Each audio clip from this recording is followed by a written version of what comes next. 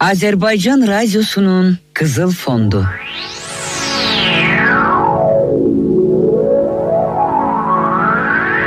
Biri varmış, biri yokmuş.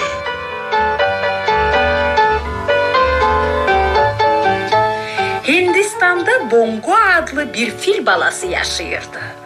Boynunda həmişə zıngırov gəzdirirdi. Yeriyəndə zıngırov hey cingildəyirdi. Fil balası Babu adlı oğlanın idi.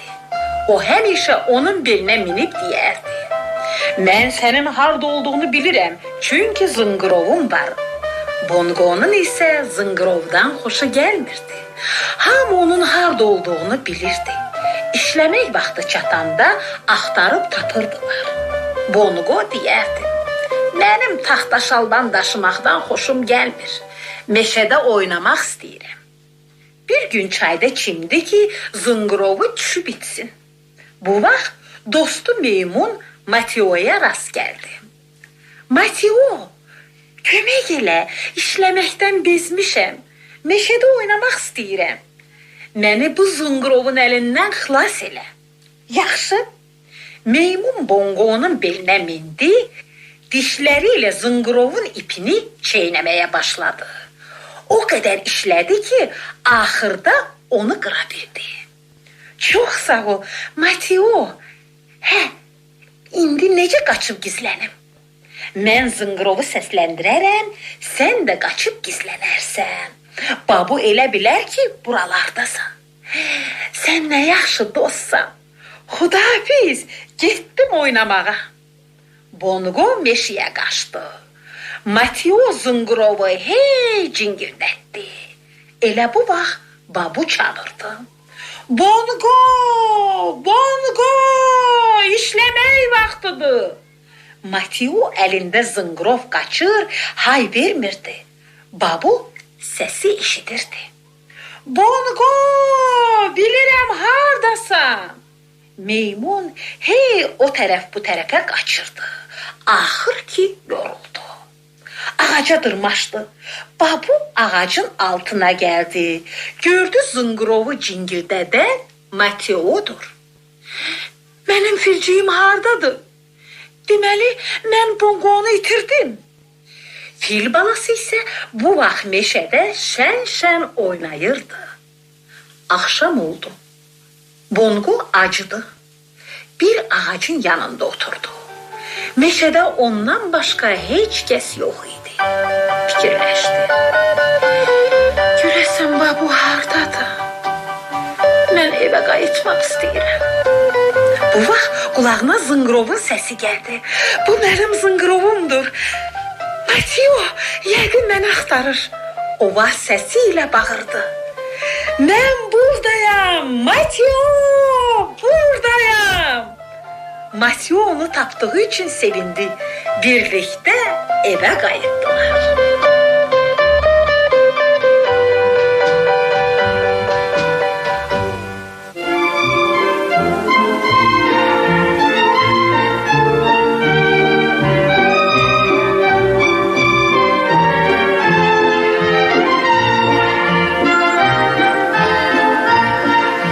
Qoyun və qız.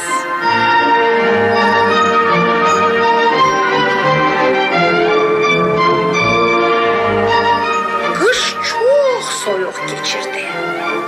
Qızın da giyməyə qalın paltarı yox idi. O pişiyə dedi: "Tüklərindən biraz mənə bağışla. Axmaq deyiləm ki, tüklərim özümə lazımdır." Yazıq qızcığaz yola düzəldi. Dovşana, daha sonra ayıya rast gəldi.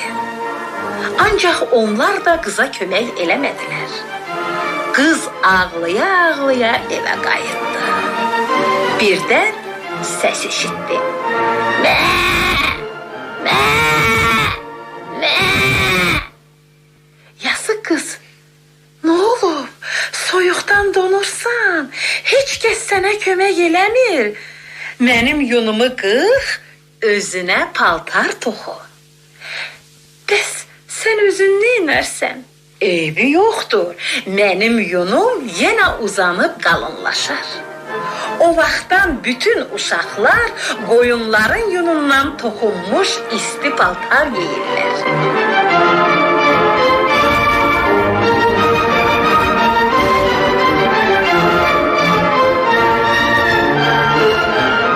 Axtarıram, axtarıram.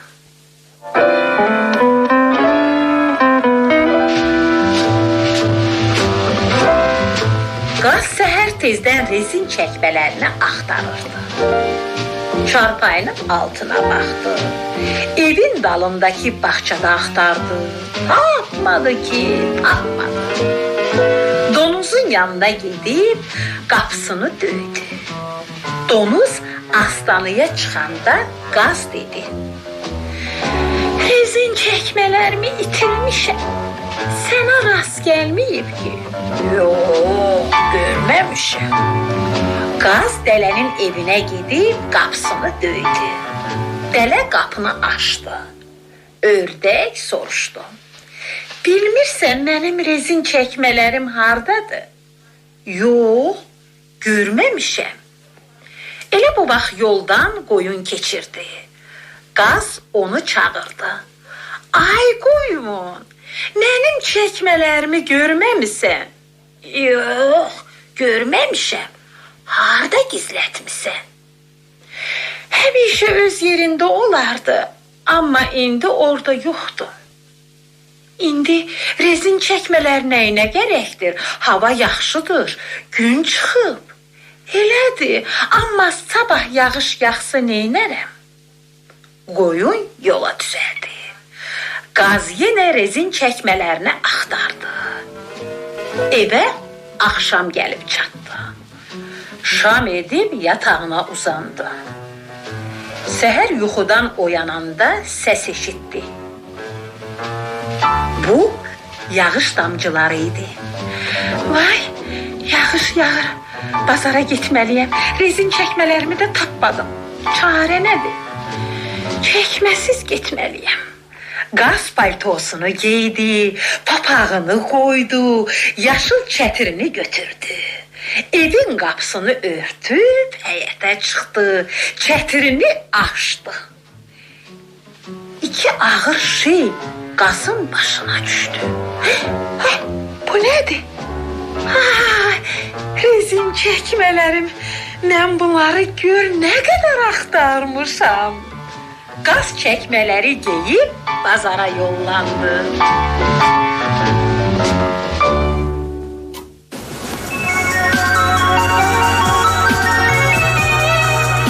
Radiomuzun Qızıl Fondundan səsləndirdiyimiz nağıl 1968-ci ildə lentə alınıb.